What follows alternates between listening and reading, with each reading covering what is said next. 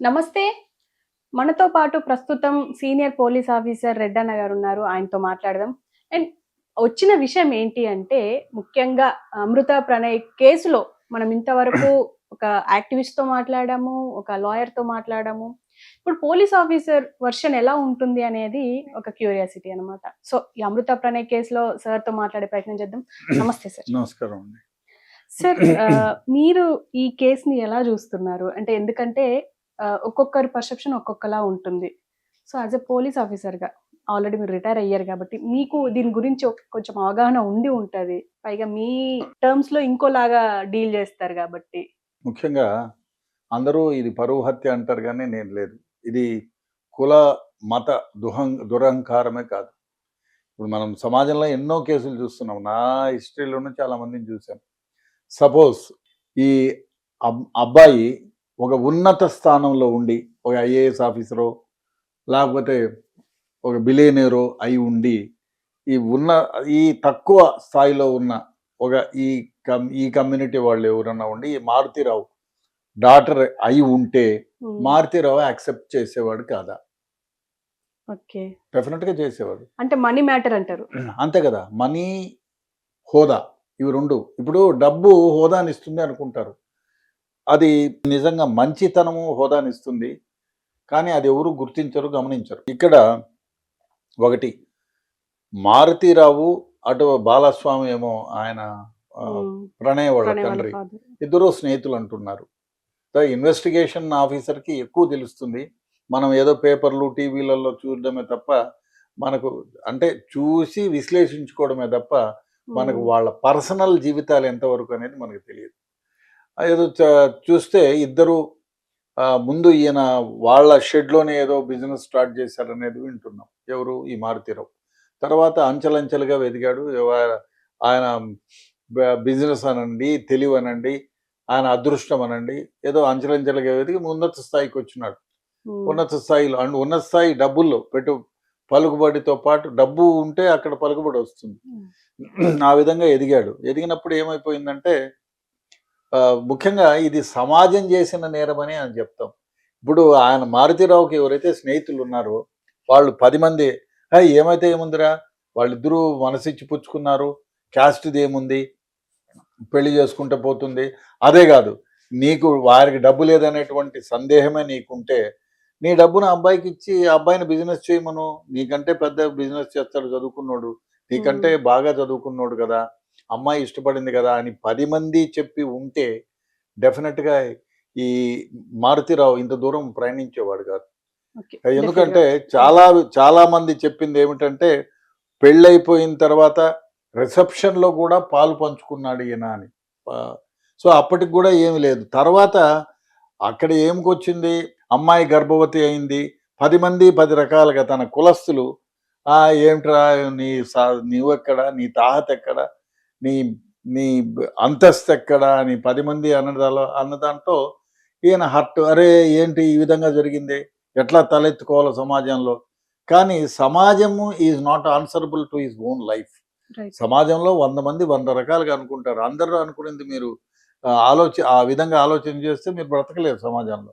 కాబట్టి కాకపోతే ఒకటి, ఏమైతుంది, నేను ఇచ్చి చేశాను, వాళ్ళిద్దరు ఇష్టపడినారు, సంతోషంగా ఉంటున్నారు, అది నాకు చాలు. ఎవరికిచ్చిన, సపోజ్ ఓ కోటీశ్వరుడికో ఉన్నతాధికారికో ఇచ్చి పెళ్లి చేసి ఉంటే, వాడు ఈ అమ్మాయిని రోజు రాసి రంపాన పెడుతూ ఉంటే అంతకంటే నరకం ఏముంది? ఏదో ఇష్టపడినారు, ఇద్దరు పెళ్లి చేసుకుంటున్నారు, సంతోషంగా ఉంటారు. ఆ ఆస్తి అంటావా, నేను ఇస్తాను నా ఆస్తి అని చెప్పి ఆయన మనసులో ఊరటపడి 10 మందికి అదే ఆన్సర్ ఇచ్చి ఉంటేనో, లేదా 10 మంది కూడా ఏం కాదులేరా నేనున్నానని 10 మంది స్నేహితులు, ఆ కుల పెద్దలు కూడా ఏం కాదు చేసినావు, వాళ్ళు సంతోషంగా ఉంటున్నారులే వదిలే అని ఉంటేనో, ఈ మారుతీరావు ఈ అబ్బాయిని సుపారీ ఇచ్చి చంపే అంత దూరం పోయిండాడు కదా. సో దీన్ని అంటే ఒక్కొక్కళ్ళు ఒక్కొక్క విధంగా ఆలోచన చేస్తారు. ఇక్కడ కులం కాదు. నాకు తెలిసిన చాలా మంది ఉన్నతాధికారులుగా ఉండి అట్టడుగు స్థాయిలో ఉన్న ఒక పెద్ద కులం మనం అనే అనుకుందాం. వాళ్ళని ఇష్టపడినప్పుడు కాళ్ళకి మొక్కి దండం పెట్టి మా అమ్మాయిని చేసుకుంటున్నాం మహాభాగ్యం అని చెప్పి పెళ్లి చేసిన వాళ్ళు కొల్లలు ఉన్నారు. నాకు తెలిసిన వాళ్ళు చాలా మంది ఉన్నారు.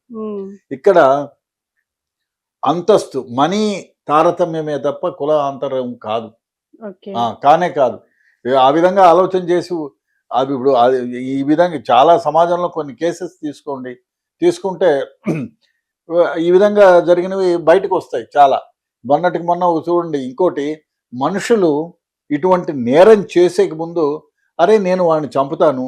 చంపిన తర్వాత నా నా కుమార్తె ఒక భర్తను కోల్పోతుంది.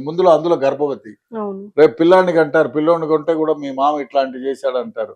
ఈ అబ్బాయిని చంపితే ఏమైపోతుంది? అమ్మాయి జీవితం ఎవరినైనా ఇంకో సెకండ్ మ్యారేజ్ చేసుకున్నా అంటారు అమ్మాయిని కాకుల్లాగా పొడుస్తారు సమాజం. అవును. సో అప్పుడు ఆ అమ్మాయి జీవితం నాశనం చేసామా? అమ్మాయికి అమ్మాయే పుట్టిందనుకో, అబ్బాయో అమ్మాయో ఎవరో ఒకరు పుట్టినారనుకో, వాళ్ళ మీద ఈ మచ్చ ఉంటుందా? డెఫినెట్‌గా ఉంటుంది. ఉంటుంది కదా. హ్మ్. పోనీ ఆ అబ్బాయిని చంపిన తర్వాత వాళ్ళ తల్లిదండ్రులకు శోభను మిగిల్చావు కదా. పోనీ నువ్వేమన్నా బాగుపడ్డావా? నీవు ఒకటే కుమార్తె, ఆమె సుఖాన్ని సంతోషాన్ని చూడాల్సిన వాడివి. ఆల్రెడీ నీకు 40-50 ఇయర్స్ అయినాయి. ఇక నువ్వు బ్రతికితే మహా 20 ఇయర్స్ బతికేవు, 30 ఇయర్స్ బతికేవు. సో నువ్వు హ్యాపీగా వద్దు వాళ్ళు పెళ్లి చేసుకున్నారులే వాళ్ళ జోలికి పోకుండా నువ్వు హ్యాపీగా నీ బ్రతుకు నువ్వు బ్రతికుండొచ్చు. నువ్వు అంతకు వాళ్ళ కాదు నీకు కక్షగా ఉందనుకోండి, నీ ఆస్తిని ఏ అనాథాశ్రమాలకో లేకపోతే గుళ్ళకో రాసి లేదు దాన ధర్మాలు చేసి మంచి పనులు చేయాల్సి ఉంటుంది.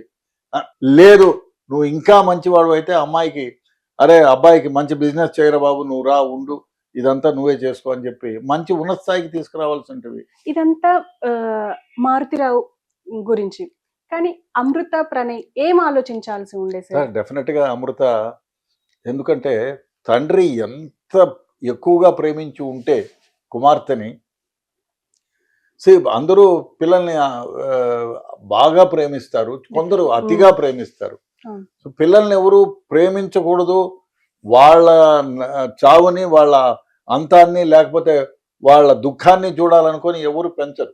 ఎవరైనా తల్లిదండ్రులు మన పిల్లవాడు సంతోషంగా ఉంటే 10 కాలాల పాటు చూడాలనే ప్రతి ఒక్కళ్ళు భ్రమపడతారు. సరే కానీ తల్లిదండ్రులు అరే నేను ఈ అబ్బాయిని ప్రేమిస్తున్నాను, ఈ తల్లిదండ్రుల యాక్సెప్టెన్స్ ఉంటుందా కాదా, వాళ్ళకు మానసిక క్షోభని ఏమైనా మిగులుస్తామా అనేది యుక్త వయసులో ఉన్న వాళ్ళకి చూడాలి. చూసి నేను ప్రేమించడం తప్పని చెప్పడం, ప్రేమించండి కానీ ప్రేమించిన తర్వాత దాన్ని నిభాయించేటువంటి పరిస్థితులు కూడా ఎదురు చూడాలి.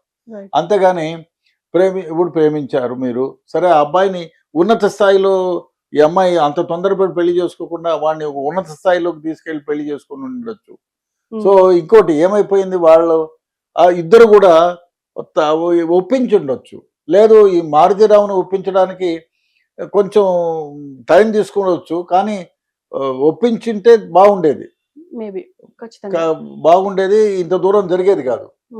సో తల్లిదండ్రులు ఇప్పుడు ఏమైంది, అమ్మాయి పెళ్లి చేసుకుంది తల్లిదండ్రులు కాదని, ఆయనేమో ఈ డబ్బు మున్సిపాలిటీతో వేరే వాళ్ళని చూసి ఆయన చంపేశాడు. చంపితే ఏమైపోయింది, అల్లుడిని చంపేశాడు, ఏమైంది, చివరికి కేసు అయింది. ఎవ్వరికి కూడా ఎవరినైనా చంపాలి అనే ఈ మత దురంకారమో లేకపోతే డబ్బుల వ్యామోహంలోనో కులాంతర వివాహాలను చంపేవాళ్ళు ఒకటి ఆలోచన చేయరు. చంపిన తర్వాత వేర్ యూ స్టాండ్, పోలీసులు పట్టుకుంటారు, కేసు పెడతారు, నిన్ను జైల్లో పెడతారు. మీకు ఎప్పుడు పెళ్లి జరిగేది ఆ ఊర్లో వాళ్ళకో ఆ పక్క గ్రామాలకో తెలుస్తుంది, అంతేనా? అవి ఇప్పుడు మారుతిరావు ఎవరో, ఇప్పుడు అమ్మాయి పెళ్ళైనప్పుడు మారుతిరావు ఎవరో తెలియదు, అమృత ఎవరో తెలియదు, బాలస్వామి ఎవరో మనకు తెలియదు. మా మిర్యాలగూడ వరకేనో ఆ నల్గొండ వరకేనో ఎంతో అంతవరకే తెలిసేది. ఇప్పుడు ఏమైంది, మొత్తం దేశం అంతా కూడా కూస్తూ ఉంది మీ గురించి. ఇది పరువు పోగొట్టుకోవడం కాదా? ఎందుకు చేశారు ఈ పని? ఇంకో విషయం, సో మీరు పరువు కోసం హత్య చేసి మీరు ఏమైనా సుఖపడ్డారా? మీరు జైలుకి పోయినారా? తర్వాత ఆ జైల్లో నుంచి వచ్చిన తర్వాత ఇప్పుడు బ్రతికే ఉంటే ఆయన కూడా ఉరిశిక్ష అయ్యేదేమో. సో దానివల్ల ఏమైంది, నీ జీవితం నాశనం అయిపోయిందా? నీ భార్య జీవితాన్ని నాశనం చేసావా? నీ కుటుంబాన్ని నాశనం చేసావా? నీ కూతురు సుఖపడిందా? లేదు. నీ ఒక్కగానొక్క కూతురు. పోని నిన్ను నమ్ముకొని నీ వెంట ఉన్న తమ్ముడు ఏమన్నా, ఆయనకు యావజ్జీవ కారాగార శిక్ష వచ్చింది. ఏమైపోయింది, మీ కుటుంబం మొత్తం సర్వనాశనం అయిపోయింది నువ్వు చేసిన ఒక దుశ్చర్య వల్ల. వాళ్ళ బ్రతుకు నేను వదిలేసింటే నీకు ఈ గతి పట్టేది కాదు కదా. నువ్వు నీ బ్రతుకు నువ్వు హాయిగా బతుకునేవాడివి. పోనీ వాళ్ళు లేరు అని అనుకోవచ్చు కదా! అనుకోని నువ్వు ఉండుంటే నీ తమ్ముడు లైఫ్ బాగుండేది. నీ లైఫ్ బాగుండేది. అమ్మాయి వాళ్ళు సుఖంగా ఎక్కడో బ్రతుకుని ఉండేవాళ్ళు. ఇప్పుడు అబ్బాయి తల్లిదండ్రుల బ్రతుకును ఇబ్బంది పెట్టావు. అబ్బాయి లేకుండా పోయినాడు. అమ్మాయికి భర్త లేకుండా పోయినాడు. భర్తకు పుట్టిన బాబుకు జీవితం నాశనం చేసావు. ఇప్పుడు నువ్వేమైనా బాగుపడ్డావా అంటే నీ భార్య ఇబ్బంది పడింది, నువ్వు చనిపోయావు. ఏమైంది? నీవు చేసిన ఒక దుశ్చర్య వల్ల మొత్తం ఇన్ని ఫ్యామిలీలు ఇబ్బంది పడ్డాయి. దానివల్ల నిన్ను అంటుకొని 10 మంది డమ్కు కొట్టి అరే ఏమిరా ఏమైనా చేయొచ్చు, నేనైతే చంపేసేవాడిని వాడిని అని చెప్పిన వాళ్ళు ఈరోజు ఎక్కడున్నారు? చెప్పేంత వరకే పరిమితమైనారు. జీవితాన్ని నాశనం చేసుకుని నువ్వు నీతో పాటు నీ ఎంటైర్ కుటుంబాన్ని, ఎదుటి వాళ్ళ కుటుంబాన్ని కూడా నాశనం చేశావు. సో ఎవరైనా ఇటువంటి పరువు హత్యల గురించి ఆలోచన చేసేవాడు వేర్ ఐ స్టాండ్, ఇది జరిగిన తర్వాత ఏమైతుంది అనేది ఆలోచన చేయాలి. అది మొన్నటే నల్గొండ జిల్లాలో ఇంకోటి జరిగింది. ఓ ముసలామె ఆమెకు 70 ఏళ్ళంట. ఎన్ని రోజులు బతుకుతుంది ఆమె? బహుశా ఇంకో 5 ఏళ్ళు 10 ఏళ్ళు బతికేది. మనవరాలు ఎవరినో పెళ్లి చేసుకుందని కొడుకుని మనవాణ్ణి రెచ్చగొట్టి వాణ్ణి చంపేపిచ్చి, చంపిన వాడిని కసి తీరా చూడాలని కారులో తీసుకొచ్చారు శవాన్ని ఇంటికి. ఎంత ఘోరం, నీచం! ఇంతకంటే ఏముంది? తీసుకొచ్చారు. ఆమె ఒక్కటే ఆలోచన చేయాలి, అరే వాడిని చంపిన తర్వాత ఇప్పుడు ఆ అమ్మాయి బ్రతుకు నాశనం అయిందా? ఇప్పుడు కొడుకు పోయినాడా? ముసలామె జైల్లో పోయిందా? మనవడు జైల్లో పోయినాడు. 3 జీవితాలు నాశనమైనాయి. 3 జీవితాలతో పాటు అవతల ఎదుటి వ్యక్తి చనిపోయినాడు. వాళ్ళ కుటుంబం నాశనం చేశావు. ఇప్పుడు మీరు ఈ చంపిన వాళ్ళు అంటే వీళ్ళు అనుకునేది ఏమంటే, చంపేస్తే నాకేమీ జరగదు, నేను ఫ్రీగా ఉంటాను, నన్ను ఎవరు ఏమి చేయలేరు. ఒకటి గుర్తుంచుకోవాలి, ఇటువంటి దుశ్చర్యకు పాల్పడే వాళ్ళకి ఎప్పుడు చట్టం తన పని తాను చేసుకుపోతుంది. అప్పుడు మీ జీవితాలు సర్వనాశనం అయిపోతాయి. ఆలోచించండి. ఎవరు మీకు ఇష్టం లేదు, మొహం చూడొద్దు, మాట్లాడొద్దు, మీ పని మీరు చేసుకోండి. మీ ఆస్తి మీరు సంపాదించాను వాళ్ళ కోసమే అంటే అట్లాంటి వాళ్ళని 10 మంది దత్తత తీసుకోండి అయ్యా. దత్తత తీసుకొని పెంచండి, ప్రేమగా పెంచండి. ఉన్నత పదవులు వచ్చేంత వరకు వాళ్ళని బాగా ప్రోత్సహించండి. ఇప్పుడు మీకు పుట్టిన పిల్ల సరే పోయింది మిమ్మల్ని కాదని, ఇంకో 2 పిల్లల్ని తీసుకొచ్చి పెంచండి. అంతకంటే గొప్పగా పెంచండి. అబ్బాయిల్ని పెంచండి, వాళ్ళకు ఉన్నత చదువులు ఇప్పించండి. మీకు అంతా ఇది ఉంటే ఆ ప్రేమని ఇక్కడ కురిపించండి, తప్ప కాదు కదా. సో మీరు ప్రేమని మిస్యూజ్ చేస్తున్నారు. మీ ప్రేమను డైవర్ట్ చేయండి. ఇంకో విషయం ఏమిటంటే, మీరు హత్య చేసేకి ముందు ఒకటి ఆలోచన చేయండి, చేసిన తర్వాత ఏం జరుగుతుంది, వేర్ వీ స్టాండ్, ఎక్కడ మనం ఉంటాం, మన జీవితాలు నాశనం అవుతాయా? డెఫినెట్గా పోలీసు వారు, చట్టం మిమ్మల్ని ఉపేక్షించదు. చట్టం డెఫినెట్గా మీకు ఉరిశిక్షో జైలు శిక్షో పడుతుంది. అప్పుడు మీరు అనాలోచితంగా తీసుకున్న ఈ చిన్న ఆలోచన అందరి జీవితాలను నాశనం చేస్తుంది, ఎస్పెషల్లీ మీ జీవితాలను. సో దానివల్ల ఎవరికి నష్టం? డెఫినెట్ గా. అండ్ సార్ ఇప్పుడు లీగాలిటీకి విషయానికి వస్తే, legality okay, and 1600 charge sheet వేసామని చెప్పేసి అప్పుడున్న ఏసీపీ రంగనాథ్ గారు చెప్పారు. సో ఇందులో ఏమేమి ఇంక్లూడ్ చేసి ఉంటారు సార్? అంటే అన్ని ఇన్వెస్టిగేషన్ లో ఇప్పుడు 1600 15 పేజీల 2 పేజీల ఇది కాదు, 100 పేజీలు వేసున్న సారాంశం ఏమిటి? మీరు ఇప్పుడు ఒక చిన్న ఎగ్జాంపుల్ చెప్తా. మొన్న ఒక ఎక్స్ మిలిటరీ అతను పెళ్ళైన 13 ఏళ్ళు భార్యతో కాపురం చేసి 10 ఏళ్ళ కుమార్తె 9-8 ఏళ్ళ బాబు ఉండగా ఎవరో అమ్మాయి మోహంలో పడి సొంత భార్యని ఏదో కొడితే పడి చచ్చిపోతే ఆమెని ఏ విధంగా ఎవిడెన్స్ లేకుండా చేయాలని ముక్కలుగా చేసి కుక్కర్లో ఉడకబెట్టి దాన్ని ఎండబెట్టి పొడి చేసి బాత్రూంలో పడేసి ఆ మిగతా ఎముకలను కూడా అదేంది మిక్సీలో వేసి కొట్టి ఇవన్నీ చేసి ఎత్తపోయి పెట్టాడు, ఎక్కడ చెరువులో పడేశాడు.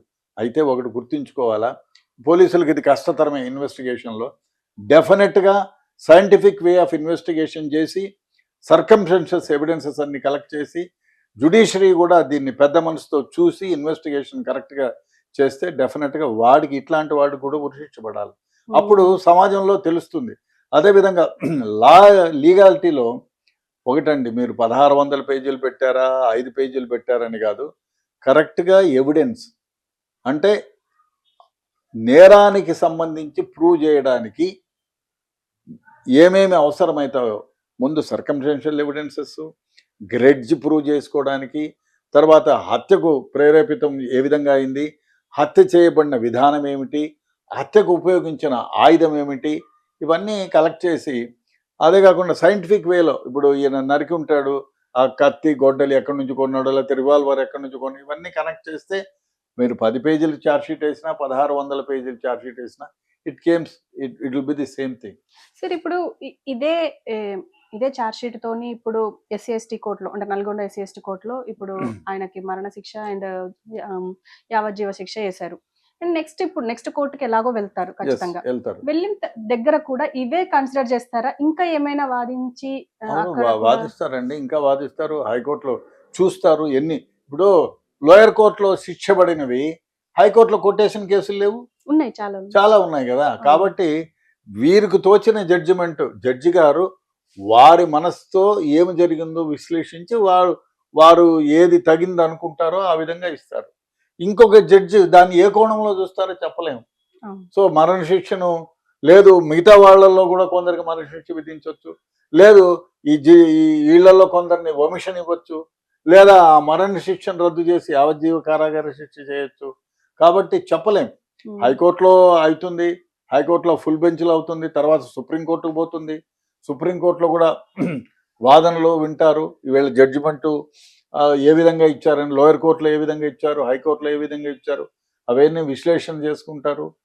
జడ్జిలు అంటే ఏదన్నా తొందరపాటు చర్యతో ఇచ్చారా, ఎమోషనల్గా ఇచ్చారా అనేది ఆలోచన చేస్తారు. చేసి మళ్ళీ ఏ శిక్ష విధిస్తే ఆ శిక్ష విధిస్తారు. అదే కాకుండా ఒకవేళ సుప్రీంకోర్టులో కూడా మరణ శిక్ష విధిస్తే మనకు ప్రెసిడెంట్ ఆఫ్ ఇండియా గారు ఉన్నారు, వారికి మళ్ళీ పోతుంది ఇది. వారు కూడా దూరదృష్టితో ఆయన జీవితంలో జరిగినటువంటి ఇన్సిడెంట్స్ని బాగా ఆలోచన చేసి మరణ శిక్షను రద్దు చేయొచ్చు, యావజ్జీవ కారాగార శిక్ష చేయొచ్చు, చెప్పలేం.